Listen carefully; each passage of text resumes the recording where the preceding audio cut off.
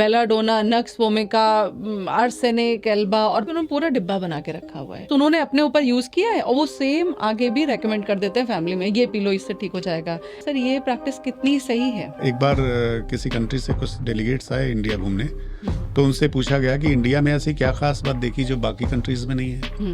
उन्होंने कहा 2 चीजें ऐसी हमने इंडिया में देखी जो कि किसी भी कंट्री में, किसी भी देश में नहीं है। उन्होंने बोला क्या कि पहली बात तो ये कि एवरीवन इज अ डॉक्टर। हमारे यहाँ आप आइए और रिक्शे से हमारी क्लिनिक आने लगे, रिक्शे वाले से चर्चा करिए कि मेरे घुटनों में दर्द है, डॉक्टर शुक्ला को दिखाने जा रही हूँ मैंने सुना कि बड़े अच्छे डॉक्टर हैं। अरे कहाँ मैडम चक्कर में पड़ी हैं, आप इसका पत्ता लीजिए, गर्म करिए, बांधिए। और हमारी नानी को ऐसे ही था, हमारी दादी को ऐसे ही था, हमारी चाची को ऐसे ही था। पेशेंट रिक्शा को टर्न करा और उस जगह पे रिक्शे वाले से कहता लेके चलो जहाँ वो पत्ते लगे। सेहत जो कि सबसे अमूल्य है, सबसे ज्यादा कीमती है, उसकी चर्चा आप हर व्यक्ति किससे करते हैं? एक अनक्वालिफाइड आदमी से भी करते हैं, उससे सलाह लेते हैं। आपकी गलती है कि आप किसकी सलाह मान रहे हो। जो रील बना रहा है वो तो अपने व्यूअर्स को अट्रैक्ट करने के लिए बना रहा है, वो सेंसेशन फैला रहा है कि ज्यादा लोग देखें, हमारे ज्यादा व्यूज आएंगे, ज्यादा क्रेडिट होगा हमें। आप रहेंगे ही नहीं तो साइड इफेक्ट किसके ऊपर होगा? अच्छा सर, जो होम्योपैथिक की हम बात करते हैं तो क्लिनिकल ट्रायल्स भी होते हैं होम्योपैथिक? बिल्कुल होते हैं, और इसके लिए रिसर्च की बॉडी बनी हुई है, CCRH, central council for research in homeopathy. और होम्योपैथिक मेडिसिन एक्यूट डिजीजेज में इतना असरदार काम करती हैं कि शायद इंजेक्शंस भी इतना ना काम करते हो।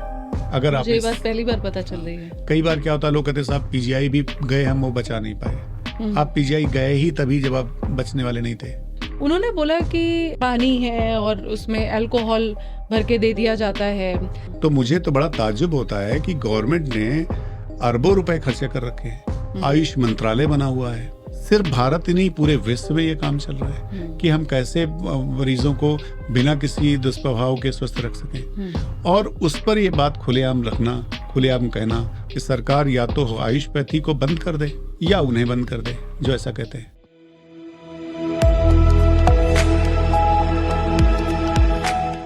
Hello and welcome to our talk show. I'm your host Isha Mishra and this is your space for hope, health and honest conversation. आज हम जिस टॉपिक के बारे में बात करने वाले हैं, ये एक ऐसी विधा है जो बच्चों के अमंग्स बड़ी प्रचलित है और बड़ा पसंद करते हैं बच्चे, जिसको कि हम मीठी गोलियों की जो पद्धति उसके नाम से भी जानते हैं, और वो पद्धति कोई और नहीं है, वो है होम्योपैथिक मेडिकेशन। आज हमारे साथ हमारे स्टूडियो में हैं डॉक्टर संदीप कुमार शुक्ला जी, जो कि जिनका कि मैं बहुत बहुत स्वागत करना चाहती हूँ। और मैं आपको बताना चाहूँगी कि आपका 15 साल से भी ज़्यादा का अनुभव है इस फील्ड में, और आप BHMS MD हैं होम्योपैथिक में। Formally you have worked in state homeopathic medical college and also presently working as a medical superintendent in an AYUSH hospital. So welcome doctor साहब, आपका बहुत बहुत स्वागत है हमारे शो में। धन्यवाद ईशा जी। सर, किस तरह से आपके मन में ये बात आई कि आप होम्योपैथिक को अपनी फ्यूचर के लिए एक विधा के रूप में चुनेंगे और इसमें आप प्रैक्टिस करेंगे? ये विचार मन में कहाँ से आया?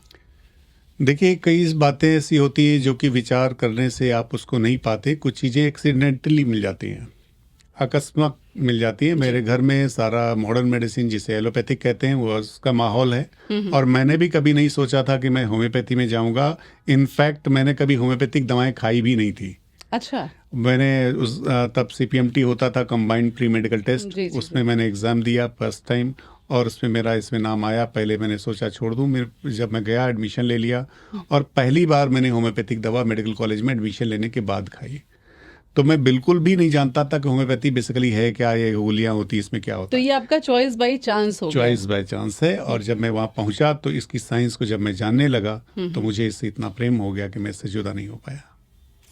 ग्रेट सर, ये बड़ा कम लोगों के साथ होता है। बड़े सारे लोग सपने देखते हैं कि नहीं, हम इस चीज़ को ज्वाइन करने वाले हैं, हम इसको लेकर आगे चलेंगे। तो सर, ये जो होम्योपैथिक का आपका विधा है, इसमें और क्या ऐसी चीज़ है जिसने आपको बड़ा अट्रैक्ट किया? एक तो बाई चांस आप आए, पर कुछ तो और चीज़ होगी जिसकी वजह से आपने आगे इसमें अपना करियर बनाने के लिए सोचा। कई बार ऐसा भी होता है कि बड़े सारे बच्चों का एडमिशन हो जाता है टेक्निकल कॉलेजेस में, बीटेक कर लिया उन्होंने, पर फिर बाद में उनको लगता है कि नहीं ये मेरी फील्ड नहीं है, फिर वो कुछ और ऑप्ट करने लगते हैं, कोई सरकारी जॉब के लिए वो ट्राई करने लगते हैं। तो कुछ तो ऐसा होगा ना कि जिसने इस विधा ने आपको रोक कर रखा है इसमें, तो कोई ऐसी चीज़ ट्राई करी? बिल्कुल, जैसा कि आप जानते हैं, मॉडर्न मेडिसिन जब भी हम बात करते हैं तो हम एलोपैथिक समझते हैं, जबकि ये बहुत गलत है, ये मिसनोमर है, ये टर्म अच्छा नहीं है। मॉडर्न मेडिसिन की जब भी हम बात करते हैं तो हमें होम्योपैथी की बात करनी चाहिए, अच्छा। क्योंकि होम्योपैथी सबसे लेटेस्ट मेडिकल साइंस है। एलोपैथिक बहुत पुरानी है, आयुर्वेदा बहुत पुराना है, सबसे लेटेस्ट मेडिकल साइंस जो है वो होम्योपैथी है। तो ये मुझे बेसिकली भी आज ही पता चल रही है, इसीलिए मैं इंटरेस्टिंग बात आपको शेयर कर रहा हूँ कि modern medicine is basically homeopathy. अच्छा। अभी क्या है ना, आपने देखा होगा पहले एक जमाना था लोग इंजेक्शन ज्यादा लगवाना पसंद करते थे, ढेर सारी दवाएं खाना पसंद करते थे। आज की डेट में हर व्यक्ति चाहता है कि दवाओं की संख्या कम हो या ना खानी पड़े। तो अगर दवाएं कम खानी पड़े, उनकी मात्रा कम हो, उनकी क्वांटिटी कम हो, उसकी तरफ हमारा झुकाव होता है कि हमारा रोग उससे ठीक हो जाए जी। तो अगर हम इसको पाना चाहते हैं, होम्योपैथी में जो औषधि की मात्रा है वो बहुत ही कम यूज होती है, क्वांटिटेटिवली वो नहीं। मैंने ऐसा सुना है कि एक ड्रॉप भी बहुत होती है। एक ड्रॉप भी बहुत होता है, क्योंकि वो क्वालिटी बेस्ड है, क्वांटिटी बेस्ड नहीं है। जैसे कई बार हमारे पास पेशेंट बोलते हैं कि डॉक्टर साहब कैलकेरिया फॉस 6x आपने लिखा है, हमें नहीं मिली है, हम 3x की ले ली है, तो क्या इसकी 4 गोली बोला तो हम 8 गोली खा लें, 6x हो जाएगी? ऑब्वियसली लोगों के दिमाग में ऐसे होता है कि बिल्कुल गलत है ये। बिल्कुल कॉन्सेप्ट होम्योपैथी में लागू नहीं होता, अदर पैथी में, एलोपैथिक में या अदर साइंस में लागू होता है। हमारी 8 गोली खाएंगे तो भी वैसा ही एक्शन होगा जैसे कि 4 का होगा। अच्छा। तो जो प्रेस्क्राइब डोज है वही लेना है। ये क्वालिटेटिव बेस्ड है, क्वांटिटेटिव बेस्ड नहीं है। इसका बिल्कुल उल्टा सा सिद्धांत है, जैसे जैसे क्वांटिटी घटेगी वैसे वैसे इसकी पावर बढ़ेगी, इसकी शक्ति बढ़ेगी। तो कमी क्यों नहीं दी जाती है? तो ये कमी दी जाती है। अच्छा। डिपेंड करता है कि रोग की प्रकृति कैसी है, उस समय कैसी चीजें हैं। तो इसकी साइंस को जब मैंने जानना शुरू किया, पढ़ना शुरू किया, तो मुझे बड़ा अजीब सा लगा कि ऐसे कैसे हो सकता है। और बड़ा इंटरेस्टिंग आपको लगेगा कि होम्योपैथी का आविष्कार भी एक एलोपैथिक डॉक्टर ने किया है। अच्छा जी, डॉक्टर हनीमैन जिन्हें हम होम्योपैथी के जनक मानते हैं, doctor Frederick Samuel Hahnemann German के डॉक्टर थे। वो एमडी थे और उन्होंने एक मैटरमेडी का एक बुक का ट्रांसलेशन कर रहे थे। ट्रांसलेशन में कुछ चीजें ऐसी पाई तो उनका दिमाग टनका, वो फिर उन्होंने एक्सपेरिमेंट चालू किया तो उनका गूज़फ्लैश हो गया। उनका अरे ये कैसे हो रहा है। उसको और ज्यादा आगे बढ़ाया कि एक चाइना बार्क है, सिनकोना नाम का प्लांट होता है, उसकी बार्क को पीस करके उनको खाया उन्होंने। अच्छा। तो उनको मलेरिया जैसे सिम्टम आ गए, उनका जाड़ा लगने लगा, कपकपी लगने लगी, बुखार आ गया तेज, जो मलेरिया के सिम्टम्स होते हैं, मलेरिया लाइक सिम्टम्स आने लगे। उन्होंने कहा इसकी तो ये दवा है, ये कैसे हो सकता है। तो फिर उन्होंने एक सिद्धांत दिया जिसको लाइक क्योर्स लाइक कहते हैं या सिमिलिया सिमिलिबस क्यूरेंटर कहते हैं, कि जो जिस चीज से पैदा करता है वही उस चीज को ठीक करता है। हालांकि ये सिद्धांत नया नहीं है, आयुर्वेद में भी कहा जाता है विष ही विष की औषधि है। और एलोपैथिक की बात करें तो उसमें भी जो वैक्सीनेशन का कॉन्सेप्ट है वो इसके बहुत करीब है। हमें कोरोना से बचना है तो कोरोना का इंजेक्शन लगाना पड़ेगा, कोरोना के वायरस को डेड फॉर्म में हमें अपने बॉडी में इंट्रोड्यूस करना पड़ेगा। तो ये भी तो उसी कॉन्सेप्ट को प्रमोट कर रहा है। तो कहीं ना कहीं कोई रॉकेट साइंस नहीं है, इसकी अंडरस्टैंडिंग नहीं थी। लोगों ने जैसे जैसे पहले जमाने में लोग किताब पढ़ के होम्योपैथी किया करते थे, कोई डिग्री नहीं थी, कोई पढ़ नहीं। आज की डेट में जो डॉक्टर्स काम कर रहे हैं किसी भी पैथी में, किसी भी साइंस में, मैं इन जनरल बात करूंगा, इन साइंस में जहां पर इंटेलिजेंट लोग काम करते हैं उसकी ग्रोथ होती है, उसकी अंडरस्टैंडिंग होती है, उसका एक्सप्लेनेशन होता है, उसके इवॉल्व होते हैं। ये बड़ी प्रिकॉशियस साइंस है। Precocious science in the sense कि अर्ली मैच्योर हो जाना। जैसे कोई बच्चा है 10 साल का है, वो पहले मैच्योर हो गया, उसका 18 साल का दिख रहा है, तो ये प्रिकॉशियस मैच्योरिटी बोलते हैं उसको हम। अच्छा। या प्रिकॉशियस प्यूबर्टी बोलते हैं, या प्रिकॉशियस प्री मैच्योरिटी बोलते हैं। तो होम्योपैथी बड़ी प्रिकॉशियस है। प्रिकॉशियस इन द सेंस कि समय से पहले मैच्योर हो गई। अचानक से कॉन्सेप्ट आया और अचानक से बोला गया ऐसे ऐसे होगा, जो रोग ठीक करेगा वही दवा जो उसको ठीक करेगी, जो उसको कारण बनाएगी। अच्छा। ये बात बड़ी उल्टी लगी कि ऐसा कैसे हो सकता है। फिर उनको जर्मनी से निकाल दिया गया कि आप उल्टी सीधी बातें कर रहे हो, ये तो बात भ्रम फैला रहे हो। उन्होंने छोड़ दिया देश, लेकिन अपनी बात को नहीं छोड़ा और उस पर लगातार काम करते रहे। जितनी भी पैथी हैं उसमें बहुत सारे लोग काम करते हैं, लेकिन होम्योपैथी एक ऐसी है जिसमें वन मैन शो की वजह से होम्योपैथी स्टेब्लिश हुई। उसके बाद बहुत से लोग आए, उसमें बहुत से लोगों ने काम किया, आज भी लोग कर रहे हैं, लेकिन वन मैन की वजह से एक स्टेब्लिश हुई, एक बड़ी पैथी स्टेब्लिश हुई, जो कि एक अल्टरनेटिव सिस्टम का एक बहुत बड़ा अंश है और पूरे वर्ल्ड में प्रैक्टिस की जा रही है। सर, जब हम होम्योपैथिक की बात करते हैं तो अब आयुर्वेदिक पद्धति भी है, आपने बताया एलोपैथी पद्धति भी है, हम सभी जानते हैं और हम बहुत जल्दी इसकी तरफ जाते हैं। आपने बताया कि सबसे मॉडर्न मेडिसिन जो पद्धति है वो है होम्योपैथिक। सर किस तरह से ये डिफरेंट है? अभी मैं कई बार देखती भी हूँ तो बहुत सारे वर्ड्स इसके ऐसे हैं जो आयुर्वेदिक नाम से आते हैं, बस उसमें वो किसी अलग डोजेस फॉर्म में होते हैं, इसमें वो टिंचर के फॉर्म में या किसी फॉर्म में हो सकते हैं। तो how is it different from the other pathies? देखिए ईशा जी, आपने क्वेश्चन भी किया है और आपने आंसर भी कर दिया है। जी। सिर्फ मुझे जस्टिफाई करना है, आपने आंसर भी दे दिया इसका। बेसिकली जो मेडिसिन के सोर्सेज हैं वो कहीं से अलग से नहीं आने, ये नेचुरल साइंस का एक पार्ट है। एलोपैथिक पे मैं ज़्यादा नहीं बोलूँगा क्योंकि उसके लिए मैं बहुत अधिकृत नहीं हूँ, लेकिन आयुर्वेदा, होम्योपैथी और यूनानी जैसी चिकित्सा पद्धतियाँ नेचर की चिकित्सा पद्धतियाँ हैं। जी।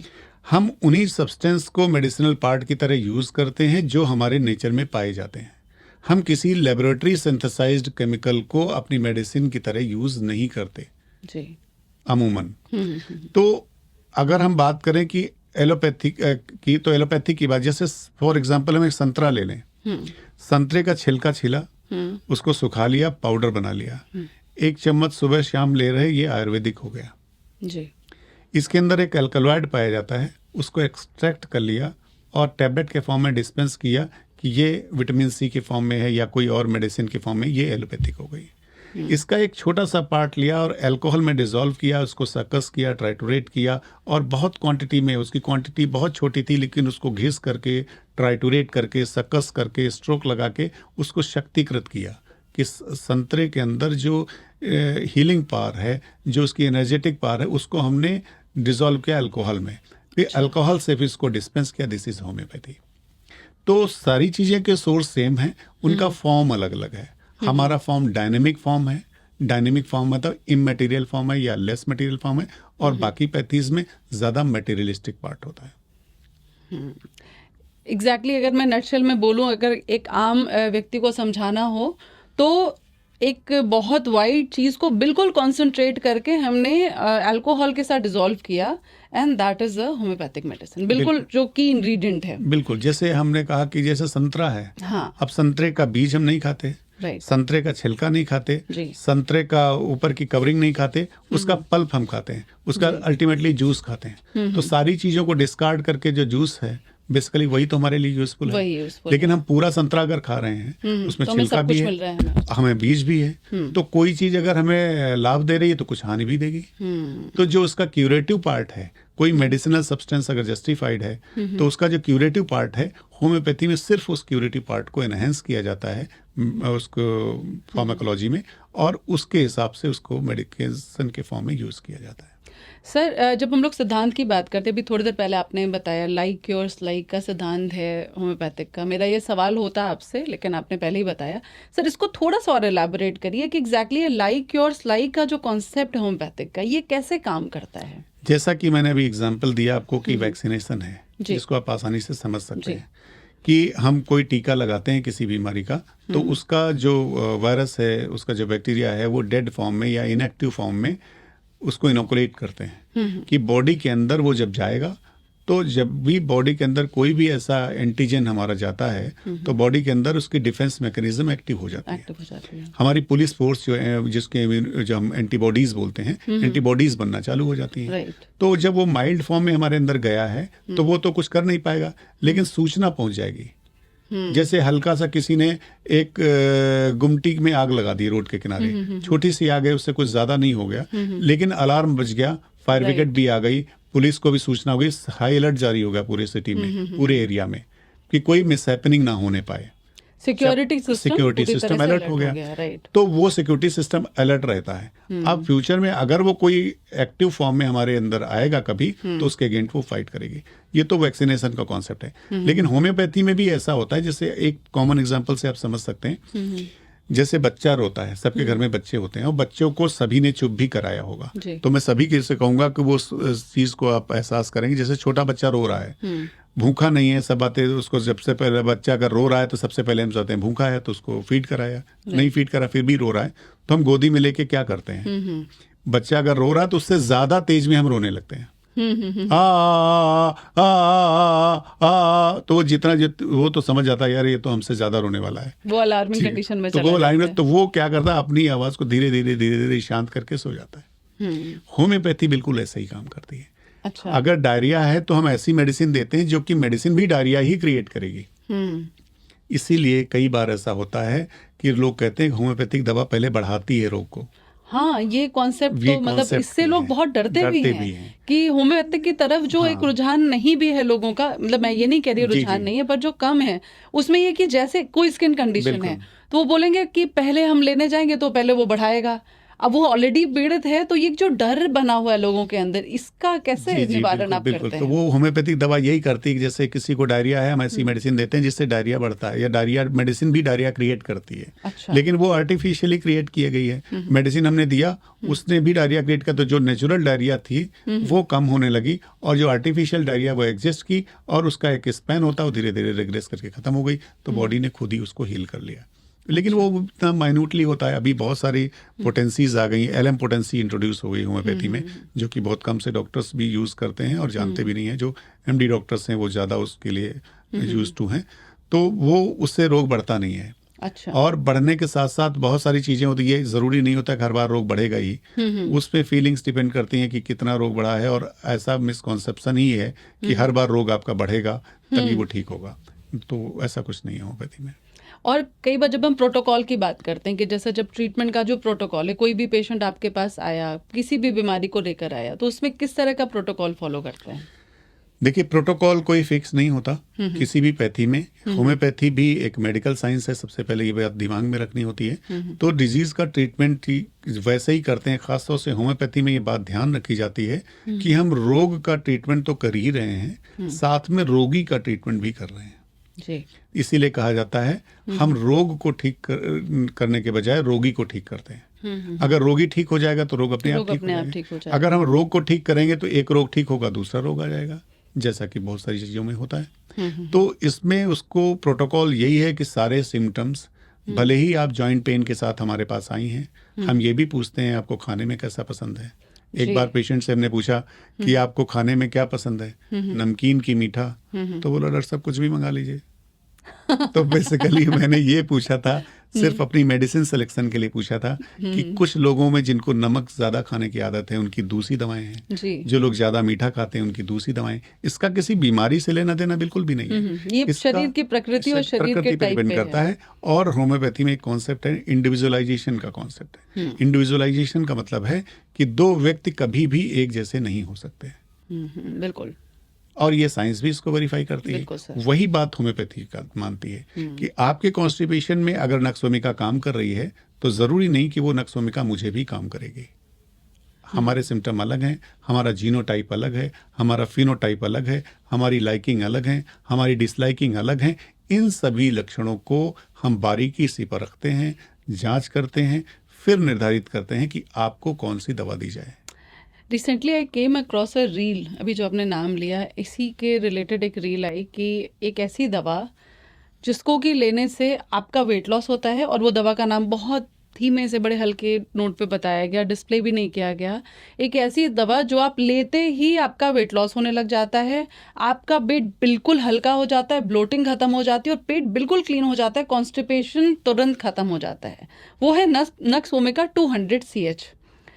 तो एंड में बोला गया, मुझे लगा कि ऐसे कैसे पॉसिबल है कि बिल्कुल से, मतलब ये मेरा सवाल भी आपसे था, क्या इस तरह से जो रील्स या जो भी चीज़ें लोग बनाते हैं, मतलब अब वो रील को फेमस करने के लिए बनाता है, आई डोंट नो, बट कई बार क्या होता है ना कि जो एक आम जनता है, देखिए कोई पढ़ा लिखा है बात अलग है, पर बड़े सारे लोग आजकल इंटरनेट हर कोई यूज़ कर रहा है, और नीम हकीम खतरे जान वाला जो सीन है वो हर घर में चल रहा है, सब जगह रेमेडीज चल रही हैं।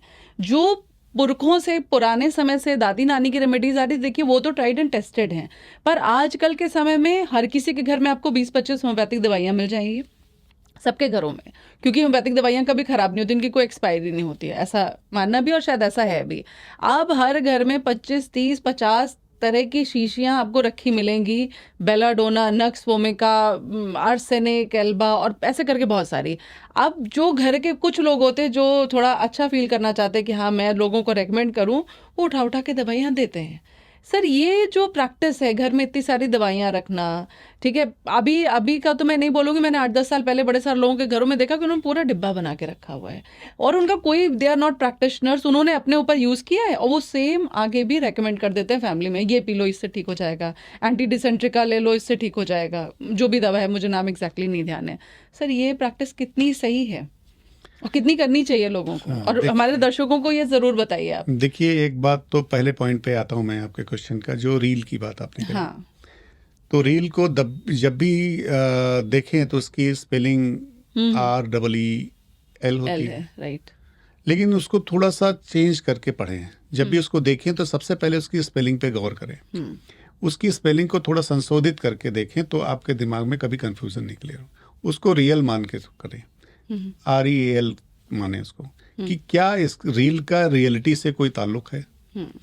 बड़ी विडंबना है कि हमारे भारत देश में जितनी जनसंख्या है उतने डॉक्टर हैं। ये हमारा जन्मसिद्ध अधिकार है कि हमने अगर भारत में जन्म ले लिया तो हमें डॉक्टर तो बनना ही है। डॉक्टर तो हम बन ही गए सर, लेकिन रियल डॉक्टर्स तो नहीं है। वही बात करें। हाँ। ये विडंबना मैंने बोला पर ये विडंबना है कि हमारा, एक बार किसी कंट्री से कुछ डेलीगेट्स आए इंडिया घूमने, तो उनसे पूछा गया कि इंडिया में ऐसी क्या खास बात देखी जो बाकी कंट्रीज में नहीं है। उन्होंने कहा 2 चीजें ऐसी हमने इंडिया में देखी जो कि किसी भी कंट्री में, किसी भी देश में नहीं है।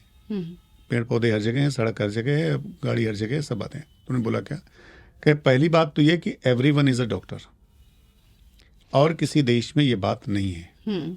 मैं ज़्यादा देशों का भ्रमण नहीं किया हूँ, आप अगर गई हों या जाने अनुभव हों तो आप पता लगा सकते हैं, ये अन्य कंट्री में नहीं है। हमारे यहाँ आप आइए और रिक्शे से हमारी क्लिनिक आने लगे, रिक्शे वाले से चर्चा करिए कि मेरे घुटनों में दर्द है, डॉक्टर शुक्ला को दिखाने जा रही हूँ मैंने सुना कि बड़े अच्छे डॉक्टर हैं। अरे कहाँ मैडम चक्कर में पड़ी हैं आप, इसका पत्ता लीजिए, गर्म करिए, बांधिए। और हमारी नानी को ऐसे ही था, हमारी दादी को ऐसे ही था, हमारी चाची को ऐसे ही था। पेशेंट रिक्शा को टर्न करा के अपने घर वापस चलाता है और उस जगह पर रिक्शे वाले से कहता है लेके चलो जहाँ वो पत्ते लगे, मुझे तोड़वा दो और बता दो। वो ज़्यादा फेथ कर लेता उस पर, और हम सलाह देने से बाज नहीं आते। तो ये हमारा चरित्रगत लक्षण है। लेकिन मैं सभी श्रोताओं से रिक्वेस्ट करूंगा कि मेडिकल की बात, जब भी कभी पेशेंट मेरे पास आते हैं, बोलते हैं डॉक्टर साहब मेरे पास ऐसा हुआ, मेरे पड़ोसी ने ऐसा बताया, उन्होंने ऐसा बताया, तो मैं सिर्फ उनसे एक ही सलाह कर देता हूं, उनसे रिक्वेस्ट करता हूं, मेडिकल की बात जब भी करें, अपनी सेहत की बात कर रहे हैं, सेहत से बढ़ के जीवन में कुछ भी नहीं है। आप अपने फाइनेंशियल मैटर किसी से डिस्कस कर लीजिए, जो कि आप नहीं करते, उनको आप बचाते हैं, उनको छिपाते हैं। सेहत जो कि सबसे अमूल्य है, सबसे ज़्यादा कीमती है, उसकी चर्चा आप हर व्यक्ति किससे करते हैं, एक अनक्वालिफाइड आदमी से भी करते हैं, उससे सलाह लेते हैं। आपकी गलती है कि आप किसकी सलाह मान रहे हो। जो रील बना रहा है वो तो अपने व्यूअर्स को अट्रैक्ट करने के लिए बना रहा है, वो सेंसेशन फैला रहा है कि ज़्यादा लोग देखें, हमारे ज़्यादा व्यूज़ आएंगे, ज़्यादा क्रेडिट होगा हमें। लेकिन उसको परे आप मेडिकल का कोई भी रील, कोई भी ऐसा वीडियो तब तक न माने जब तक उसका विशेषज्ञ, उसका चिकित्सक उस बात को प्रमाणित ना करे। बिल्कुल ठीक बात है ये। ठीक है। तो ये केवल नक्सोमिका या कीरील की बात नहीं कर रहा हूँ, इन जनरल की बात कर रहा हूँ, क्योंकि सबसे बड़े डॉक्टर गूगल और यूट्यूब हैं और उनसे हम लोग बहुत गलती करें। अभी आपने पढ़ा भी, एक केस भी आया था जिसने अपना खुद ही सर्जरी कर ली थी। अच्छा। मध्य प्रदेश का कोई था शायद केस, इसने यूट्यूब पे देख करके खुद सर्जरी कर डाली और फिर वो उसकी जान खतरे में पड़ गई, पता नहीं बचा कि नहीं बचा। फैसिनेशन बहुत ज्यादा है इस तो समय, इतना ज्यादा हम प्रभावित हो जाते हैं, हम डॉक्टर की बात नहीं मानते। कहीं ये भ्रम लगता है उनके पास जाएंगे, पैसे लेंगे, फीस लेंगे और हमको दवाएं लिखेंगे, अपनी दवाएं बेचना चाहते हैं। मैं आपको यकीन दिलाना चाहता हूं कि कोई भी qualified doctor, exceptions are everywhere, अपवाद हर जगह होते हैं, लेकिन किसी भी विधा का कोई भी क्वालिफाइड डॉक्टर, सबसे पहला एम उसका ही होता है जो मरीज हमारे पास आया है वो ठीक हो और इस कॉस्ट पर ठीक हो कि उसको हम कोई नई सफरिंग ना दें। बिल्कुल सही बात है। सबसे बड़ा अप्रिसिएशन वही होता है। पैसा और ये सब चीज़ें तो सेकेंडरी होती हैं। तो इसलिए हमेशा क्वालिफाइड डॉक्टर की बात माने और इस पे ही आगे बढ़े।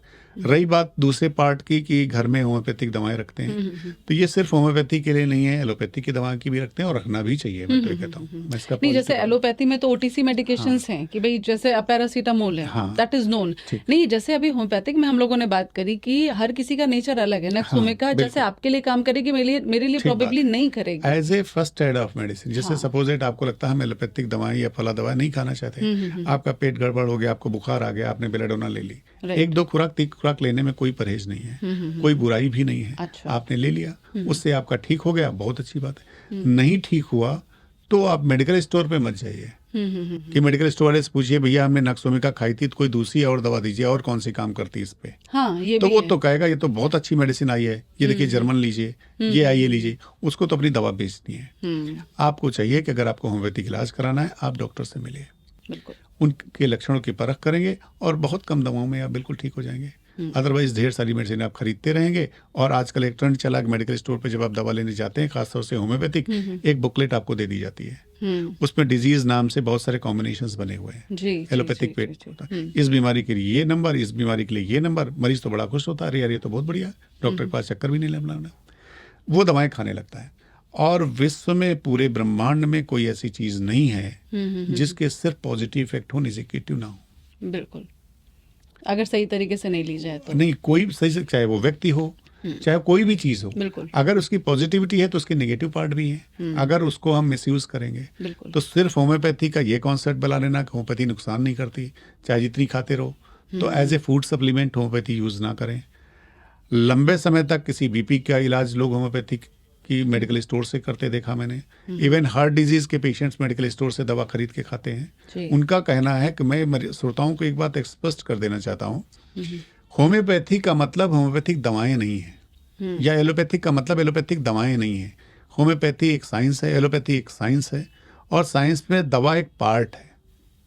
सही बात है। उसको आप सिर्फ, कई बार होता है अरे होम्योपैथी हमें फायदा नहीं करेगी, हमने तो खा लिया है। एक बार ये बड़ा दुर्भाग्य भी है होम्योपैथी के साथ कि जैसे हमने कोई इलाज कराया किसी बीमारी का, एक दवा खाई हमने होम्योपैथी, किसी ने बता दी, हमने खा ली मेडिकल स्टोर से लेके या हमारे नोन ने दे दी, वो हमें फायदा नहीं की। और अमूमन यही होगा कि फायदा नहीं करेगी, क्योंकि इतना इसमें कॉम्प्लिकेशंस हैं, इतनी चीजें हैं, दवा को लेने के लिए बहुत सारी चीजें हैं, तभी दवा फायदा करेगी, उस बेसिस पर दी जाएगी। फिर हमारा होता करे नहीं होम्योपैथी में फायदा नहीं करेगी, हमें एलोपैथिक दिखाना है, या फलात दिखाना है, आयुर्वेदिक दिखाना है, या कुछ भी दिखाना है। आप होम्योपैथी से विश्वास उठ जाता है आपका, जबकि अलगपैथी में दूसरी बात है। आपने डॉक्टर सिन्हा को दिखाया, आपको फायदा नहीं हुआ, आपने डॉक्टर शुक्ला को दिखाया, फिर डॉक्टर वर्मा को दिखाया, डॉक्टर मिश्रा को दिखाया, डॉक्टर खान को दिखाया। आप वहाँ डॉक्टर को डिफेम करते हैं कि उनसे हमें फायदा नहीं हुआ, इनको दिखा लेते हैं, इनसे नहीं फायदा हुआ, उनको दिखा लेते हैं। जबकि यहाँ एक बार मेडिकल स्टोर से दवा खाने के बाद पूरी होम्योपैथी को ही आपने डिस्कार्ड कर दिया। लाखों प्रैक्टिशनर्स हैं, आपको डॉक्टर को डिफेम करना चाहिए, आप डॉक्टर चेंज कर दीजिए, आपको फायदा नहीं हो रहा और अच्छे डॉक्टर को दिखाइए, अपने सिम्टम जो आपके सुनता हो, समझता हो, आपका इलाज करता हो।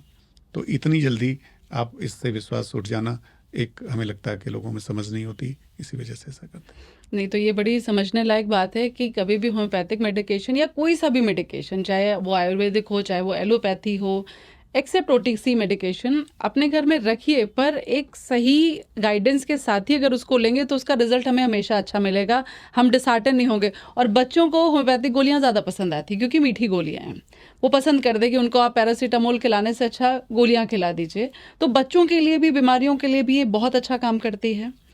देखिए, किसी के लिए भी अच्छा काम करती है, डिपेंड करता है कि वो जानना बहुत ज़रूरी होगा कि जैसे बुखार आ रहा है, आपने बेलाडोना दे दिया फॉर एग्जांपल, बहुत सारी मेडिसिन है, बहुचर्चित मेडिसिन है बेलाडोना फीवर के लिए, दे दिया, फेरमपॉज दे दिया, बुखार उतर गया, बहुत अच्छी बात है। नहीं उतरा, 3 दिन तक, अमूमन हमारे पास कोई केस आता है तो हम 3 दिन तक बोलते हैं आप एंटीपायरेटिक मेडिसिन लीजिए। एंटीपायरेटिक हमारी जो मेडिसिन है होम्योपैथिक हम अपनी देते हैं। नहीं उतर रहा है बुखार, आप बेलाडोना खिलाए जा रहे हैं या कोई भी होम्योपैथिक मेडिसिन खिलाए जा रहे हैं, ये ठीक नहीं है। इलाज तो सेकेंड पार्ट है, पहला पार्ट तो ये है कि बीमारी को जानना कि बुखार क्यों आ रहा है। Exactly. बुखार कैसा है, वायरल फीवर है, उसको मेनिंजाइटिस हो गई है, उसको तेज बुखार है, उसके और कोई उनसे सिम्टम्स हैं, उसके साथ में हेडेक है, उसके वोमिटिंग हो रही है, और कौन से सिम्टम्स हैं। तो बच्चों में खासतौर से बहुत सचेत रहने की ज़रूरत है, सेल्फ मेडिकेट करने से बचना चाहिए। और बच्चों में हमें साइन पर सिम्टम देना हो, बहुत छोटे बच्चों में तो साइन पे ही सिम्टम होते हैं, सिम्टम्स तो बता नहीं सकते, साइन पे डिपेंड करता है। तो वो डॉक्टर ही साइन पहचान सकता है कि बच्चा ऐसे करवट लेके लेटा है तो क्या हो सकता है, ऐसे सिर उसका हो गया तो क्या हुआ है, सिर बच्चा आगे नहीं कर पा रहा है, उसका दर्द बहुत ज़्यादा, सिर उसको इसको हम चिन को यहाँ मिलाना चाह रहे हैं, नहीं मिला पा रहे हैं क्योंकि उसकी स्पाइनल स्टिफनेस है, उसको कोई सीवियर इन्फेक्शन है, जानलेवा बीमारी है। तत्काल प्रभाव से उसके स्पेशलिस्ट को, विशेषज्ञ को दिखाना चाहिए। चाइल्ड स्पेशलिस्ट को दिखाना चाहिए। और मैं इस बात को स्पष्ट कर दूं, मैं एक होम्योपैथिक डॉक्टर हूं, आयुष पद्धति से ताल्लुक़ रखता हूं, लेकिन कोई भी पैथी खराब नहीं है। बिल्कुल। हर पैथी को एक दूसरे का पूरक मानना चाहिए। और एलोपैथिक बहुत ही वंडरफुल साइंस है, बहुत ही अच्छी साइंस है। वो ना हो तो कितने लोगों की जान नहीं बचाई जा सकती। बिल्कुल। इमरजेंसी मेडिकेशन उससे बेहतर क्या हो सकती है? इमरजेंसी मेडिकेशन के साथ साथ बहुत सारी बीमारियों को वो मैनेज करते हैं और ठीक भी करते हैं। तो हमें जहाँ ठीक हो रहा है हमें सबकी सलाह लेनी चाहिए। और एलोपैथिक दवाओं की भी कभी ये दिमाग में कॉन्सेप्ट बिल्कुल नहीं बनाना चाहिए एलोपैथिक दवाएं साइड इफेक्ट होते हैं। साइड इफेक्ट तो तब होंगे जब आप जिंदा रहेंगे। आप रहेंगे ही नहीं तो साइड इफेक्ट किसके ऊपर होगा? पेड़ के ऊपर होगा, पौधे के ऊपर होगा। तो उसके लिए जीवन रहना जरूरी है, और जीवन रहने के लिए उस इमरजेंसी सेवा को लेना जरूरी है। अच्छा सर, एलोपैथी और होम्योपैथिक मेडिकेशन के बीच में क्या डिफरेंस होना, या इनका कोई कॉन्ट्राइंडिकेशन या साथ में लेने से कोई तकलीफ? कोई कंट्राइंडिकेशन नहीं है, क्योंकि रूट ऑफ एक्शन दोनों का अलग है। अच्छा। हमारा जो रूट ऑफ एक्शन है वो जैसे हम बोलते हैं गोलियों को जबान पे रख के चूसते रहना है, या ड्रॉप है तो जबान पे लेना। तो बेसिकली क्या आता है, यहाँ पर नर्व्स की सप्लाई ज़्यादा होती है तो सुपरफिशियल होती है, तो इसलिए नर्व के थ्रू हमारा एक्शन स्टेब्लिश होता है। अच्छा। अगर पेट में दवा ना भी जाए तो एक्शन हमारा रूट उसके थ्रू, जबकि एलोपैथिक मेडिसिन डाइजेस्टिव सिस्टम में जाएंगी, फिर एब्जॉर्ब होंगी, फिर वो रूट ऑफ एक्शन अलग है। तो उनका जो कॉन्सेप्ट है वो भी अलग है और हमारा कॉन्सेप्ट मतलब साथ में ले तो कोई बिल्कुल भी ले सकते हैं। और मुझे लगता है शायद ही कोई व्यक्ति ऐसा होगा जो एलोपैथिक दवा नहीं ले रहा है, तो उसको क्या होम्योपैथिक दवा फायदा नहीं करेगी? बिल्कुल करती है। आप बीपी की एलोपैथिक दवा खा रहे हैं, आप खाते रहिए। आपको कोई साथ में कर जॉइंट पेन आया है, आप होम्योपैथिक दवा खाइए, आप जॉइंट पेन आपका ठीक होगा, मैनेज होगा। बिल्कुल। और एक बहुत रोचक बात मैं सभी दर्शकों को बता दूं कि टर्म जो, वैसे तो मुझे होम्योपैथी पे ही बात करनी है और मैं उसका एलोपैथी का विशेषज्ञ बिल्कुल भी नहीं हूँ, उसके बारे में मैं कुछ नहीं कह सकता। मैं कहता हूँ कि उसके बहुत सारे अच्छे डॉक्टर्स हैं और बहुत अच्छा काम कर रहे हैं। लेकिन जो टर्म एलोपैथी है, ये टर्म भी होम्योपैथिक डॉक्टर ने दिया है। अच्छा। The term allopathic was coined by the founder of homeopathy, doctor Hahnemann. अच्छा। उन्होंने यही टर्म एलोपैथी दिया। हालांकि ये भी बात कह सकते हैं कि वो एलोपैथिक डॉक्टर भी थे, तो पहले वो एलोपैथिक डॉक्टर ही थे, तो उन्होंने ही ये टर्म एलोपैथी दिया है। कौन कौन सी बीमारियां, किस टाइप की बीमारियां हम लोग होम्योपैथिक से ट्रीट कर सकते हैं? देखिए, होम्योपैथी में बहुत सारी बीमारियों का इलाज है, लगभग हर बीमारी का इलाज है। और जो लाइफ थ्रेटनिंग नहीं है, इमरजेंसीज को छोड़ के, जो कि इमरजेंसीज हैं, इमरजेंसीज में आपके पास टाइम कम होता है, उस समय आप रिस्क लेना ठीक नहीं होता। आपके पास जो भी मेडिसिन है, जो डॉक्टर उपलब्ध हैं, आप उनसे इलाज लेकर इमरजेंसी मेडिसिन यानी कि एलोपैथी का सहारा ज़रूर लेना चाहिए और अपनी जान बचानी चाहिए। लेकिन बहुत सारी इमरजेंसी कंडीशंस में भी होम्योपैथी एफिकेशियस है, ख़ासतौर से क्रॉनिक डिजीजेस और जो लाइफ स्टाइल डिजीजेस हैं। आजकल ज़्यादातर डिजीजेज लाइफ स्टाइल डिजीजेस हैं। बहुत सारी बीमारी, चाहे वो बैक पेन हो, चाहे वो स्पॉन्डिलाइटिस हो, चाहे वो आर्थराइटिस हो, चाहे वो IBS हो, चाहे वो आपका डाइजेशन से प्रॉब्लम हो, लीवर की डिजीजेज हैं, सारी लाइफ स्टाइल से रिलेटेड हैं। तो इनके लिए होम्योपैथी बहुत ही एफिकेशियस है। जैसे जब हम बात करते हैं क्रॉनिक वर्सेस एक्यूट डिजीजेस, तो उसमें किस तरह से डिफरेंशिएबल होता है? कितने टाइम तक मेडिकेशन चलती है? इसको ट्रीट करने का तरीका कैसे, किस तरह से इसको आप लेके चलते हैं आगे? देखिए, एक्यूट डिजीजेस को हम एक्यूटली ट्रीट करते हैं। अच्छा। बहुत लंबी हिस्ट्री उनकी नहीं लेते। जैसे आप सिरदर्द के साथ हमारे पास आई कि डॉक्टर साहब घर से निकले थे ठीक ठाक, अभी घर में हमें रास्ते में सिरदर्द हो गया, तो हम सिंपल सा पूछते हैं किधर सिरदर्द हो रहा है, लेफ्ट साइड हो रहा है, राइट साइड हो रहा है, जानने की कोशिश करते हैं पहले भी हुआ है, हाँ अक्सर हो जाता है, मुझे सिरदर्द के साथ मितली भी लगती है। अच्छा। माइग्रेन है आपको, क्रॉनिक कंडीशन में ये आ जाएगा। एक्यूट एक्सर्वेशन है आपका, आज हुआ है एपिसोड, लेकिन आपकी ये पुराना हेडेक है, फिर हमें पूरी हिस्ट्री चाहिए। अच्छा। लेकिन अभी रास्ते में ही आपको छींकें आने लगी, रास्ते में ही आपको बुखार आ गया, रास्ते में आपको डायरिया हो गया, एक्यूटली हो गया, तो हमें आपकी फैमिली हिस्ट्री नहीं पूछनी, हमकी फैमिली में किसी को डायरिया हुआ है क्या, ये यूजलेस बात रहेगी। लाइक सीजनल जैसे बीमारियां हो जाती हैं, सर्दी जुकाम, कोई भी एक्यूट बीमारी है जो कि अभी हुई है, उसका पुरानी बीमारी से कोई ताल्लुक नहीं है। एक दो सिम्टम की आपको डायरिया हो रहा है तो कैसा हो रहा है, क्या सिम्टम आ रहा है, उसकी बेसिस पर मेडिसिन देते हैं और उससे तुरंत आराम भी मिलता है। अच्छा। तुरंत आराम मिलना चाहिए। ये मिथ है कि होम्योपैथिक दवाएं बहुत धीरे धीरे काम करती हैं। ये बहुत बड़ा मिथ है कि अगर एक्यूट समस्या है या सीजनल प्रॉब्लम है तो सर कितने दिन में आराम मिलना चाहिए? तुरंत आराम मिलना चाहिए, एक दिन में मिलना चाहिए। अच्छा। हाँ, अगर फीवर आता है, लेट्स से कि आजकल सीजनल फीवर, अब वेदर चेंज हो रहा है तो सीजनल फीवर आता है, अगर सीजनल फीवर है, अगर किसी को फीवर आ रहा है 102 103 तक फीवर आ रहा है, तो पहला तो कौन सी मेडिकेशन उसमें दी जाएगी जनरल, अगर किसी को भी लेनी है तो? बिल्कुल, अगर जनरल बात करें फीवर की तो बेलाडोना, जैसा कि मैंने पहले भी आपकी चर्चा में कहा है कि बेलाडोना की पोटेंसी, बेलाडोना 200 पावर और फेरम फॉस 6x। अच्छा, इसकी रिपीटेड डोजेस बार बार लेनी चाहिए। अगर कोई और लक्षण हम नहीं ले रहे हैं, सिर्फ एज ए फीवर यूज करना चाह रहे हैं, कुछ डोजेस लेने के बाद 3-4 खुराक के बाद अगर आराम नहीं मिलता है और तो एक दिन में कितनी बार लेनी होती है ये? 4 से 6 बार ले सकते हैं आप। डिपेंड अच्छा। करता है कि आपके सिम्टम्स कैसे हैं। आपको सिर दर्द हो रहा है, फीवर में आराम नहीं मिला है और एक डोज से ही आपको आराम मिल गया है तो आपको रोक लेना चाहिए। और अगर 4-6 खुराक लेने के बाद आराम नहीं मिला है तो फिर वो दवा भी आपके लिए यूजलेस है। फिर आप कितनी भी खाएंगे उसको आराम नहीं मिलेगा, आप डॉक्टर से कंसल्ट करना चाहिए। सिर दर्द हो रहा है, आपको दवा खाने के तुरंत बाद आराम मिलना चाहिए, अच्छा, विद इन 15-20 मिनट्स। और होम्योपैथिक मेडिसिन एक्यूट डिजीजेज में इतना असरदार काम करती हैं कि शायद इंजेक्शंस भी इतना ना काम करते हो। अगर मुझे ये बात पहली बार पता चल रही है। माइग्रेन के केसेस में पेशेंट हमारे पास क्लिनिक पे आते हैं बस्टिंग हेडेक लेकर के, और उसमें हम ड्रॉप डोज करते हैं, उसके ड्रॉप करते हैं टंग पे और with in fraction of minute उनको आराम मिलना चालू होता है। बल्कि हम बोलते हैं कि आप बैठिए क्लिनिक पे, आराम मिल जाए तब जाइएगा। अच्छा, इंजेक्शन को एब्जॉर्ब होने में, काम करने में जैसे अभी time बच्चों लगता को बहुत ज़्यादा प्रॉब्लम पिछले मई में मैंने देखा, अप्रैल मई में, कि बहुत सारे बच्चों को फीवर, एक साथ फीवर हेडेक आया। तो उस कंडीशन में जो भी मेडिकेशन अगर होम्योपैथिक दी जाती है तो आपका कहना है कि अगर दी जा रही है तो तुरंत फीवर रिड्यूस होना चाहिए? है। बिल्कुल। और अगर दोबारा आ रहा है फीवर, क्योंकि पैरासीटामोल भी जब आप देते हैं तो फीवर दोबारा आता है, फिर वो 2 से 3 दिन लगता है उसको जाने में, तो क्या बेलाडोना अगर 200 पोटेंसी किसी को दी जा रही है, बच्चे को दी जा रही है, बड़े को दी जा रही है, तो क्या वो फीवर जो जाएगा फिर वो दोबारा नहीं आना चाहिए? बहुत ही अच्छा सवाल है आपका, और ये बिल्कुल नहीं है। अच्छा, देखिए, जो हम सीजनल फीवर जिसको नाम दे रहे हैं, उसको मेडिकल टर्म में अगर हम बात करें तो वो वायरल फीवर जिसको कहते हैं, राइट, कि विषाणु जनित बुखार है या वायरस से होने वाला, या बॉडी अडेप्ट नहीं कर पा रही है नहीं। इस टेम्परेचर। तो एक्चुअली क्या होता है, जब सीजन चेंज होता है तो वायरल एक्टिविटीज ज़्यादा हो जाती हैं, एक्टिव हो जाती हैं, तो वायरस जनित रोग हमारे बढ़ जाते हैं। उसमें फीवर भी है, फ्लू भी है, बिल्कुल, उसमें बहुत सारी बीमारियां हैं। तो वायरस का एक नेचर होता है, अपनी या तो साइकिल पूरी करके खत्म हो जाता है जी, या फिर अपनी साइकिल खत्म करते कि वो मरीज को खत्म कर देना चाहता है।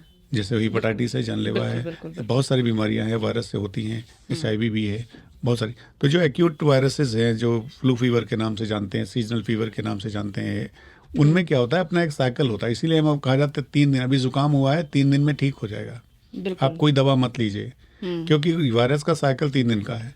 वो साइकिल रन करके अपने आप चला जाएगा। उस दौरान ज़रूरत होती है सिम्टम्स मैनेज करने की। एलोपैथिक डॉक्टर भी सिम्टम्स ही मैनेज करते हैं, कोई एंटीवायरल मेडिसिन इतनी स्ट्रांग नहीं चालू कर देते। बुखार है, बुखार की दवा ले लीजिए, खांसी आ रही, खांसी की दवा ले लीजिए, छींकें आ रही, छींक की दवा ले लीजिए। लाइकवाइज होम्योपैथी भी करती है। बुखार आ रहा है, हमें टेम्परेचर के लिए सिम्टम्स लेकर के देना दवा, जुकाम से संबंधित है उसकी दवा देनी है। तो हमें सिम्टम्स मैनेज करने हैं और वो साइकिल रहेगी, उसके स्पैन को हम कम कर सकते हैं, उसके डिस्कम्फर्ट को कम कर सकते हैं, उसके कॉम्प्लिकेशंस को रोक सकते हैं। कई बार क्या होता है कि वायरल डिजीज जो होती है, अदर मेडिसिन भी वो होते हैं कि आप मेडिसिन की ज़रूरत क्या है, फिर अगर वायरस अपना कोर्स रन करके चला जाएगा तो दवा एलोपैथिक खाने की ज़रूरत क्या है, होम्योपैथिक खाने की ज़रूरत क्या है। ज़रूरत इस बात की है जो हमारे सिम्टम्स की सीवियरिटी है, सीवियरिटी ऑफ सिम्टम्स को कम करते हैं, पेशेंट को ईज रखते हैं और उसके स्पैन को कम करते हैं और कॉम्प्लिकेशंस को बचाते हैं। प्रॉब्लम तो वही होती है कि जब कोई वायरस अटैक कर रहा है तो वो तो विषाणु है, जीवाणु है, किसी को पता नहीं कि वो कब अटैक कर रहा है। प्रॉब्लम तो सिम्टम्स के साथ होती है कि जब थ्रोट चोक है, फीवर बहुत ज़्यादा है, you are not able to work, तो बॉदर तो वही कंडीशंस करती हैं। तो आइडियली उन्हीं को सिम्टम्स को ट्रीट करा जाता है, उनको मास्क किया जाता है। लेकिन एक खास बात और होती है कि जब हमें वायरल इन्फेक्शन होता है या कोई भी इन्फेक्शन होता है तो हमारी इम्यूनिटी कम हो जाती है जी। इम्यूनिटी कम हुई तभी बेसिक, या दूसरी बात कहें कि हमारी इम्यूनिटी कम होती तभी हमें वायरस या बैक्टीरिया अटैक कर पाता है। राइट। एक आदमी आइसक्रीम खा लेता है और उसको कुछ नहीं होता, दूसरे को डायरिया हो जाता है। हाँ। तो हमारी कहीं ना कहीं इम्यूनिटी सप्रेस होती है या कम होती तभी हमें डिजीज अटैक कर पाती है। तो इम्यूनिटी उस समय कम है, अगर हम एहतियात नहीं बरतेंगे, कोई मेडिसिन नहीं लेंगे, कोई प्रिकॉशन नहीं रखेंगे तो कोई बैक्टीरिया भी हमारे पास आ जाएगा। बिल्कुल। जो हमारे आसपास है, अभी तक अटैक नहीं कर पा रहा था, अब इम्यूनिटी और लो लेवल पे गई है, तुरंत हमारे पास अटैक कर देगा। तो एक कॉम्प्लिकेटेड डिजीज हो जाएगी, एक बैक्टीरियल डिजीज भी हम लेकर के घूमेंगे। इसलिए ट्रीटमेंट करना ज़रूरी होता है to avoid the further infections and complications. अच्छा सर, एक मिथ और है, नॉर्मली शायद जनता में बहुत सारे लोगों को होगा कि होम्योपैथिक मेडिकेशंस में कोई इन्वेस्टिगेशन की ज़रूरत नहीं है, किसी तरह का टेस्ट, सीबीसी, एलएफटी, केएफटी या कोई भी स्कैन या इन्वेस्टिगेशन नहीं करवाया जाता है। क्या ऐसा है? बहुत ये खाली ये भी बहुत preliminary ही बहुत ऐसा होता अच्छा है। क्वेश्चन है आपका, अच्छा क्वेश्चन है। और ये बेसिकली मैं इस बात को स्पष्ट कर देना चाहता हूँ सभी दर्शकों को भी कि होम्योपैथी पहले तो ये एक चिकित्सा विज्ञान है, जैसा कि हम जानते हैं, मेडिकल साइंस है, और इसका ट्रीटमेंट या इसकी दवाएं बाद का पार्ट है। पहले तो हमारे पास जो मरीज आता है उसके लिए हम डॉक्टर हैं, वो मरीज है। बिल्कुल। तो बिना मर्ज को जाने हम्म, कि आपको बीमारी क्या है, जैसे आप बच्चा बहुत रो रहा है, हमारे पास आया, मतलब चुप ही नहीं रहा है, सॉरी चुप ही नहीं हो रहा है, रोता ही जा रहा है, पूरा खानदान उसका हमारे क्लिनिक पे आ गया, तो सबसे पहले तो हम डॉक्टर होने के नाते ये जान जाते हैं कि ये इनके घर का पहला बच्चा है, क्योंकि पूरा खानदान आया है। साइकोलॉजिकल पूरा खानदान आया है। बिल्कुल। फिर उनकी बुआ भी बोल रही नहीं चुप हो रहा, नहीं चुप हो रहा है, रुक जाइए 2 मिनट काम करिए। बच्चे को इतना, और रियल केस बता रहा हूँ मैं, हमारे क्लिनिक पे बच्चे को इतना लेमिनेट कर रखा था जाड़े में, अच्छा। एक छोटा कपड़ा, एक कपड़ा, फिर दूसरा कपड़ा, फिर तीसरा कपड़ा, फिर चौथा कपड़ा, बिल्कुल लेमिनेटेड बेस्ट विशेष के साथ स्टिकर लगाना बाकी रह गया था बस। तो हमने उसको अनरैप किया, कंफर्टेबल किया, और कंफर्टेबल क्लोथिंग की, फिर एक हल्का सा कंबल बोला इसको उड़ा के आप रखिए, बच्चा चुप हो गया। कि हमने ये ड्रॉप दे दिया, पेट दर्द की दे दिया, बुखार की दवा दे दिया, चुप ही नहीं हो रहा है, क्या करें डॉक्टर साहब, क्या हो गया इसको, क्यों नहीं चुप हो रहा, क्यों नहीं चुप हो रहा है, कोई दवा देने की ज़रूरत नहीं पड़ी। तो सबसे पहले यू शुड बिहेव, हमें बिहेव डॉक्टर की तरह करना चाहिए। हमें सिर्फ दवा बेचने की दुकान नहीं है हमारी, हम एक डॉक्टर हैं, और मरीज हमारे पास इलाज के लिए आता है, हमसे इलाज के लिए बाद में आता है, पहले सलाह लेने आता है। तो मरीज ने यही कहा ना, हमारा बच्चा चुप नहीं हो रहा, डॉक्टर साहब देखिए क्या हो गया, उसने ये तो नहीं कहा कि कोई होम्योपैथिक दवा दे दीजिए जी। ये तो हम करेंगे कि होम्योपैथिक दवा दें कि ना दें। इसलिए मेरा ये मानना है और ये कहना भी है कि सबसे पहले हम डॉक्टर हैं तो बीमारी की पहचान करें कि ये बीमारी है भी कि नहीं है। जैसे मैं कैमरे में देखता हूँ कि क्लिनिक्स पे हमारी बेसमेंट में है, तो पेशेंट उतर के आ रहा है, मैं देख रहा हूँ वो लंगड़ाते हुए आ रहा है, तो हमारी केस टेकिंग यहीं से स्टार्ट हो जाती है। बेसिकली मरीज को लगता है कि हम जाएंगे तब वो देखेंगे, लेकिन डॉक्टर तो हम अंदर से बाहर भी देखते रहते हैं कि हमारा पेशेंट कौन कैसे बिहेव कर रहा है, उसके लिए क्या हो सकता कैसे रहा है, क्या उसका कॉन्फिडेंस लेवल कितना है। तो हमने देखा पेशेंट लंगड़ाता हुआ आ रहा है, तो प्रथम दृष्टया तो ये हो गया कि उसके या राइट पैर में दिक्कत लग रही है, राइट पैर से वो लंगड़ा के आ रहा है, पैर को घिसला के चल रहा है। तो पहली बार तो यही पता चल गई। तो ऐसा तो नहीं होगा हम दवा लिख के रख लें उसको राइट पैर में चोट लगी होगी, सही बात है, पहले एंट्री करेगा, हो सकता है उसका चप्पल टूटा हो, पॉसिबिलिटी ठीक है ना। तो ये कॉमन सेंस को सबसे पहले एक्टिव रखना होता है। लाइकवाइज अगर कोई सिम्टम बता रहा है, पेशेंट बोला पेट में दर्द हो रहा है, तो पेट के किस हिस्से में दर्द हो रहा है, राइट साइड दर्द हो रहा है, लेफ्ट साइड दर्द हो रहा है, दर्द हो रहा है तो पेन का रेडिएशन कहाँ है, यहाँ से लेकर के यूरिनरी ट्रैक्ट में जा रहा है, पेशाब तो नहीं रुक रहा है, यहाँ से दर्द बता रहा है पेशेंट और पेशाब भी रुक रहा है, पेशाब में कभी कभी खून भी आ रहा है, पेन बहुत ज़्यादा है, पीछे भी जा रहा है, आगे भी रेडिएट होकर के यूरिनरी ऑर्गन की तरफ आ रहा है, सजेस्टिव ऑफ रीनल स्टोन या किडनी स्टोन या यूरेटर स्टोन, हमें एक अल्ट्रासाउंड करा के देख लेना चाहिए। लक्षणों के आधार पर हम दवा दे देते हैं, लेकिन उसको बोल देते हैं जैसा कि एलोपैथिक डॉक्टर भी करते हैं। अच्छा। अब दवा दिया, हमें बीमारी की पहचान तक हम साथ हैं। कोई भी पैथी है उसमें सबका, हमारी जो टेक्स्ट बुक हैं मेडिकल कॉलेज में जो पढ़ते हैं, सर्जरी की जो टेक्स्ट बुक पढ़ते हैं, जो मेडिसिन की पढ़ते हैं, जो फिजियोलॉजी पढ़ते हैं, एनाटॉमी पढ़ते हैं, सबके राइटर्स भी सेम है, सबकी टेक्स्ट बुक भी सेम है। बीमारी की पहचान तो एक ही तरीके से हो सकेगी ना, वो एलोपैथिक तरीके से और होम्योपैथिक तरीके से नहीं होगी, वो तो इलाज का पार्ट है। बिल्कुल। तो जो जांचें होती हैं वो बेसिकली बीमारी की पहचान के लिए होती हैं, ना कि होम्योपैथिक दवाएं देने के लिए होती हैं। तो बीमारी कैसी है उसका पहचान करना, एलोपैथिक डॉक्टर भी उसी तरीके से पहचानेगा, वो भी पूछेंगे सिम्टम्स, हम भी सिम्टम पूछेंगे, वो भी जांच कराएंगे, तो ही पता चलेगा कि लोकेशन ऑफ, हम सजेस्ट कर लेते हैं कि हाँ ऐसा हो सकता है कि इसको स्टोन के सिम्टम्स लग रहे हैं, कितना बड़ा स्टोन है, किस लोकेशन पर है, हमें इसे मेडिसिन से ठीक करना है कि इसको सर्जरी के लिए रेफर करना है। जब तक हम स्कैन नहीं देखेंगे, उसका साइज नहीं देखेंगे, सिम्टम से हम साइज तो नाप नहीं लेंगे कि बोला पेट में दर्द हो रहा है और यूरिन हम बोल दें कि नहीं आपको तो 6 mm का ही स्टोन है, आपका निकल जाएगा, कैसे कह सकते हैं बिना स्कैन के। तो हम अल्ट्रासाउंड कराते हैं, हम सीटी कराते हैं जैसी जरूरत होती। किसी को आया स्टोन की स्टैगहॉर्न स्टोन है, स्टैगहॉर्न के 12 सिंगे के तरीके से किडनी में जकड़ा हुआ है। अच्छा। अब वो जकड़ा हुआ, उसके बाद छोटा स्टोन, पेन ही नहीं हुआ कभी, जनरली ऐसे बड़े स्टोन कभी पेन नहीं करते, छोटा स्टोन भी बना है कि वो पेन हुआ। हमने स्कैन कराया तो पता चला कि उसके बहुत सारे स्टोन्स हैं, पूरी किडनी भरी हुई स्टोन से, और बड़े बड़े स्टोन्स हैं, उस टैगहॉर्न स्टोन्स हैं जिसकी किडनी को जकड़ रखा है। हम कहें कि होम्योपैथिक दवा खाइए उससे ठीक हो जाएगा, गलत बात है, उसको सर्जरी करानी पड़ेगी। तो ऐसी जानकारी देने के लिए, सलाह देने के लिए हमको उसकी जानकारी होनी इन्वेस्टिगेशन ज़रूरी होते हैं। हम ऐसी कोई बीमारी लेके, पेशेंट कोई लेके आता है तो हम जांच कराएंगे तो ही हम पता कर पाएंगे कि ये लाइफ थ्रेटनिंग है, कि ये मैलिग्नेंट है, कि बेनाइन है, मतलब आप सामान्य दवा खा सकते हैं, या लाइफ थ्रेटनिंग है तो इमरजेंसी ट्रीटमेंट देने की ज़रूरत है, स्पेशलिस्ट से मिलने की ज़रूरत है। मैं बिना संकोच के, निसंकोच अपने मरीजों को सही सलाह देते हुए एलोपैथिक डॉक्टर के पास या विशेषज्ञ डॉक्टर के पास भेज देता हूँ। आप उनसे सलाह ले लीजिए। सबसे पहले save the life of a patient, second exactly that is role and responsibility of a doctor. इसलिए उसमें जांचों की ज़रूरत पड़ती है।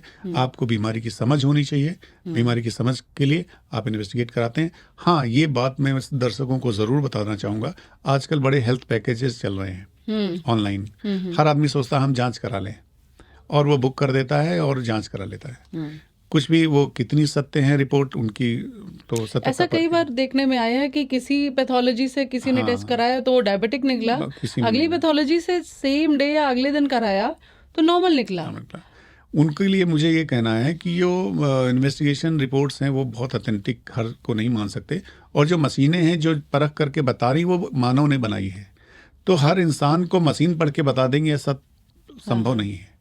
इसलिए डॉक्टर्स के पास जाइए, जिसके हम जो भी इन्वेस्टिगेशन कराते हैं सिर्फ अपने जो फाइंडिंग्स हैं उनको कंफर्म करने के लिए कराते हैं, राइट, ना कि डायग्नोसिस बनाने के लिए कराते हैं जी। कि करा के देखो। कुछ एक्सीडेंटल इमेजिंग में आ जाती हैं चीज़ें, डायग्नोस हो जाती हैं, लेकिन जनरली हम लोग जो सस्पेक्ट करते हैं उसको कंफर्म करने के लिए डायग्नोस करने के लिए इन्वेस्टिगेशन कराते हैं, और लिमिटेड इन्वेस्टिगेशंस कराते हैं जितने ज़रूरी हों। अननेसेसरी आप अपने आप को स्कैन मत करिए, अननेसेसरी अपनी इन्वेस्टिगेशन मत कराइए।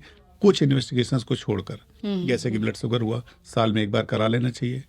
HB1AC और इन्वेस्टिगेशन से याद आया कि जैसे आप एक दो इन्वेस्टिगेशन बहुत इंपॉर्टेंट हैं जिनको पेशेंट नहीं कराता, अच्छा, उनको मैं चाहता हूँ वो ज़रूर कराएं, बिना डॉक्टर के सलाह के कराएं।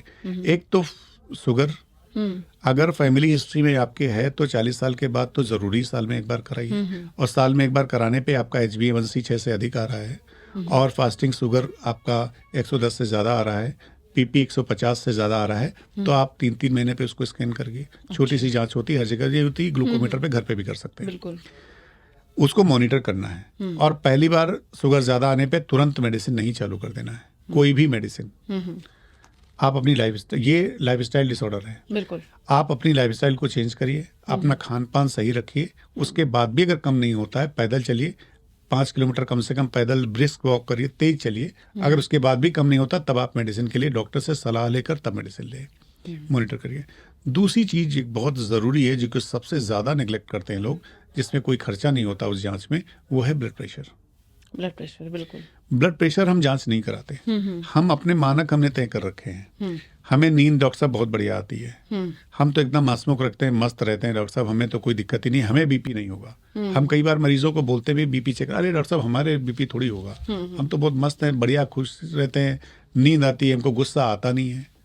पता नहीं ये सिम्टम्स किसने लिखे हैं कि बीपी के मरीज को गुस्सा बहुत आता है, या कई बार गुस्सा किसी को आता है उसका बीपी हाई हो गया, तो ये कोरिलेशन कर दिया गया, लेकिन ये जस्टिफाइड नहीं है, ये सही नहीं है।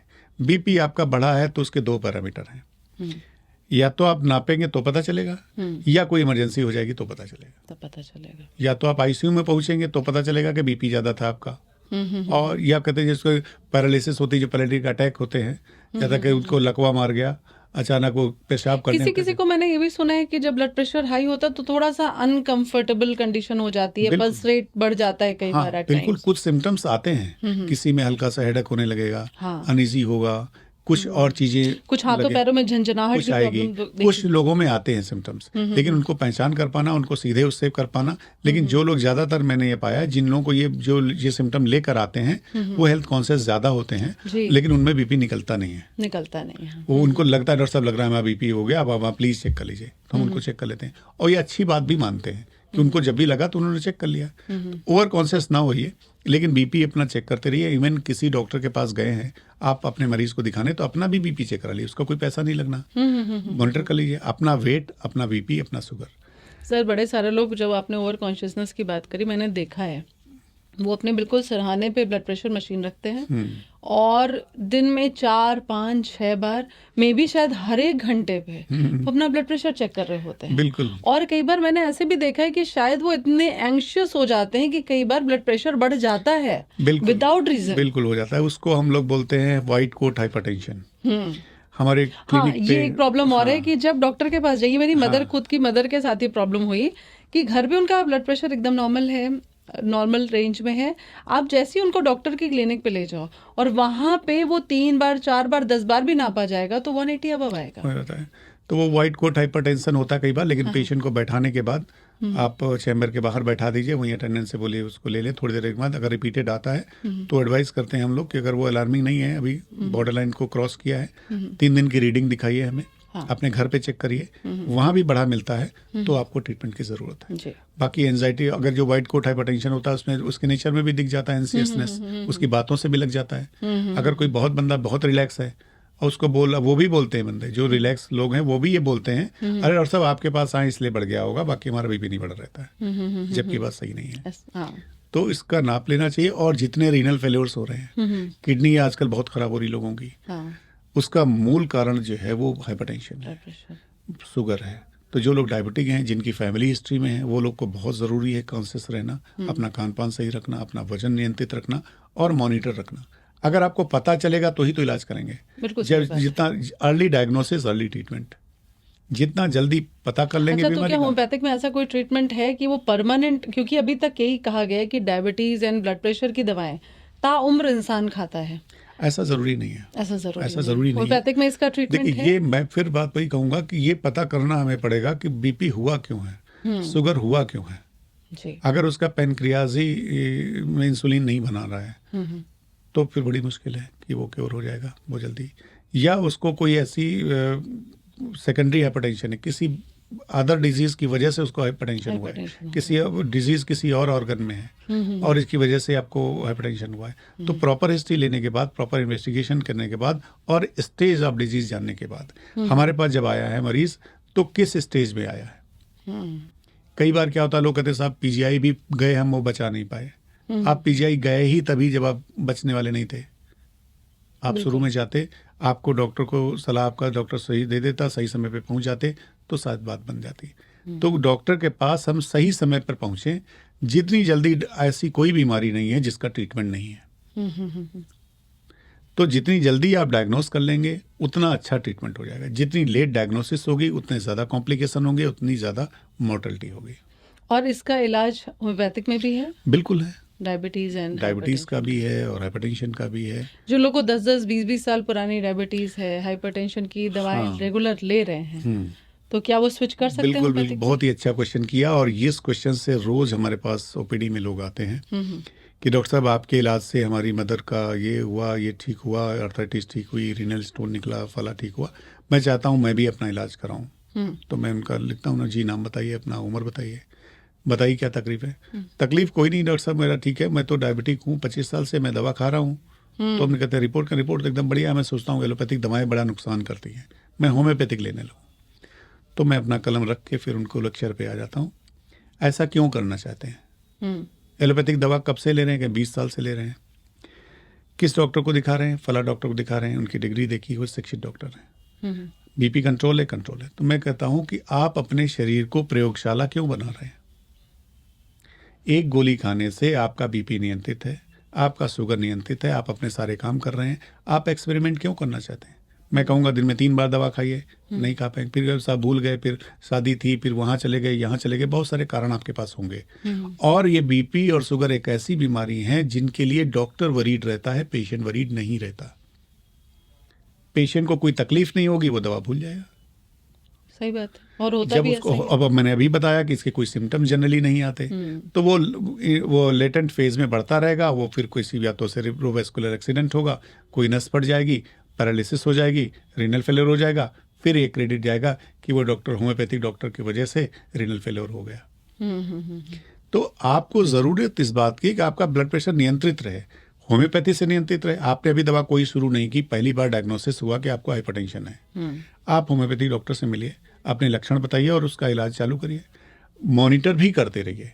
हम्म, बहुत से लोगों को ये कहना कि आप बीपी मत नापिए, आप नापेंगे नहीं तो पता कैसे चलेगा? दिन में 4 बार नहीं नापना है, हफ्ते में 2 रीडिंग तो लेनी है। हाँ बिल्कुल। आपको तो पता होना चाहिए कि बीपी कंट्रोल, अगर उन दवाओं से बीपी आपका नॉर्मल रेंज में आ रहा है, बहुत बढ़िया दवाएं, आप वही कंटिन्यू करिए, डॉक्टर से मिलते रहिए। नहीं आ रहा, आपको लगता है होम्योपैथी करनी, दूसरे डॉक्टर को दिखाइए। फिर भी नहीं आराम आ रहा है और आपका बीपी अलार्मिंग जा रहा है, तो फिर आपको एलोपैथिक दवा लीजिए, एलोपैथिक डॉक्टर से लीजिए। आपको अपने आप को स्वस्थ रखना है। आप किसी पैथी के एडवोकेट बन के मत जाइए कहीं। आपको उससे मतलब नहीं है, आपको अपने स्वास्थ्य से मतलब है। और हर विधा के चिकित्सक से मैं ये रिक्वेस्ट करूंगा कि अनबायसली सबसे पहले हमें उसके स्वास्थ्य पर ही ध्यान देना चाहिए। इससे मतलब नहीं है कि हमसे मरीज भाग ना जाए। उसके स्वास्थ्य संरक्षण पर सबसे पहले नजरिया हमारा होना चाहिए।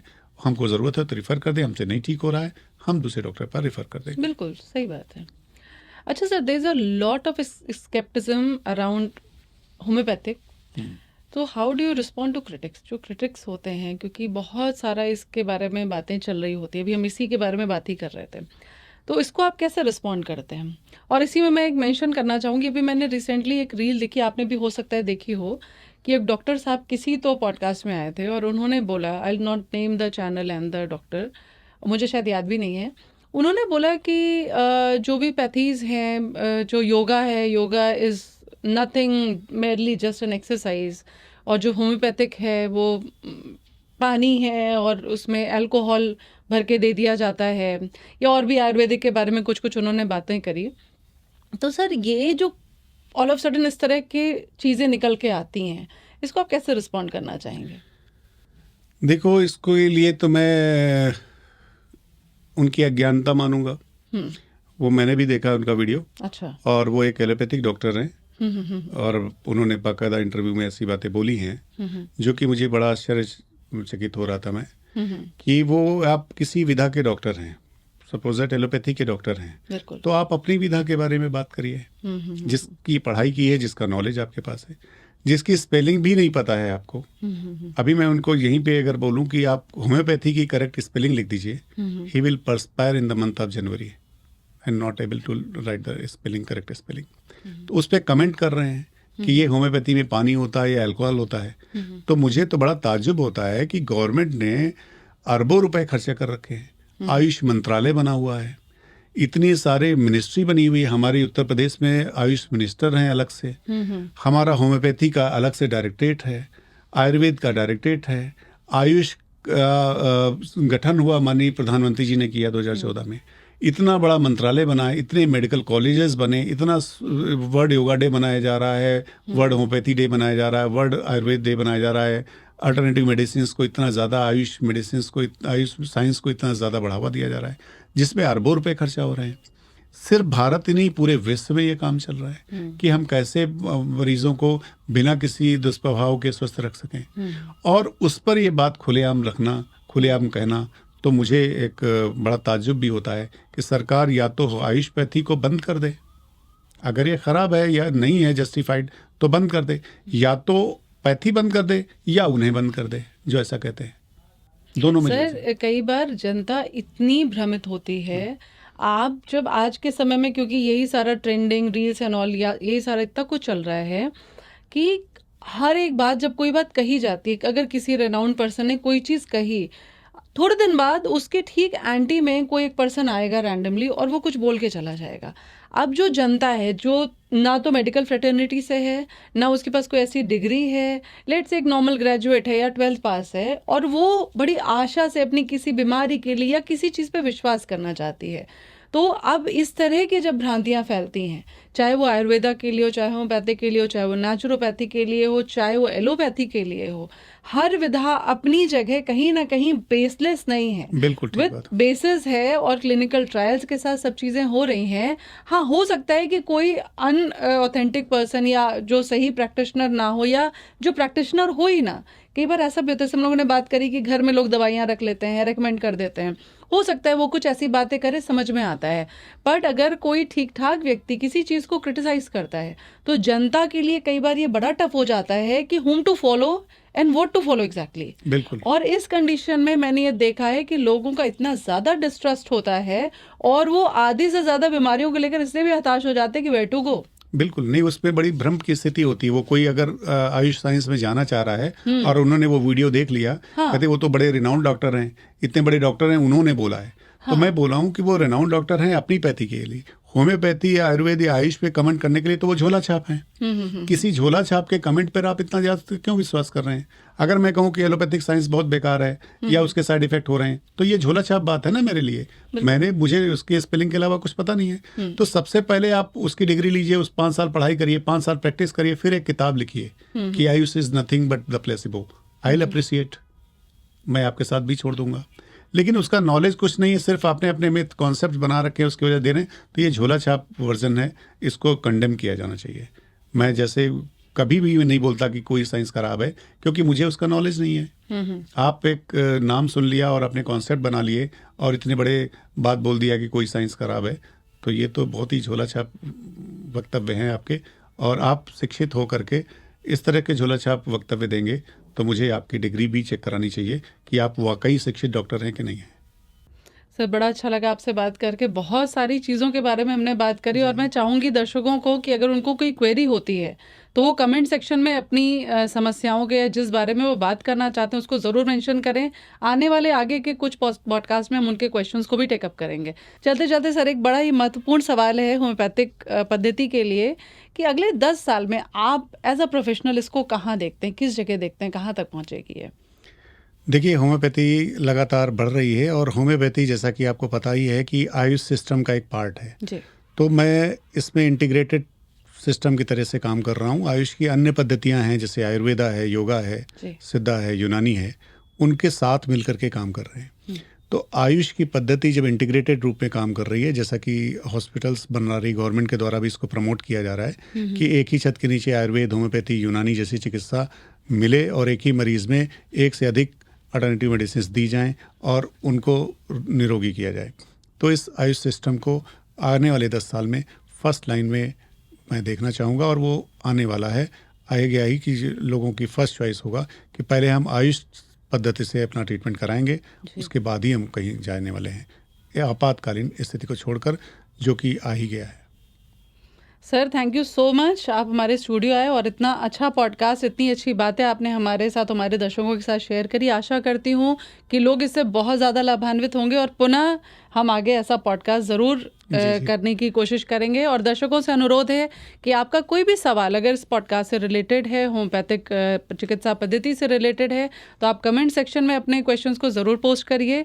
आगे आने वाले किसी पॉडकास्ट में हम उन क्वेश्चंस को ज़रूर एड्रेस करेंगे और उनका जवाब डॉक्टर साहब से हम ज़रूर लेंगे।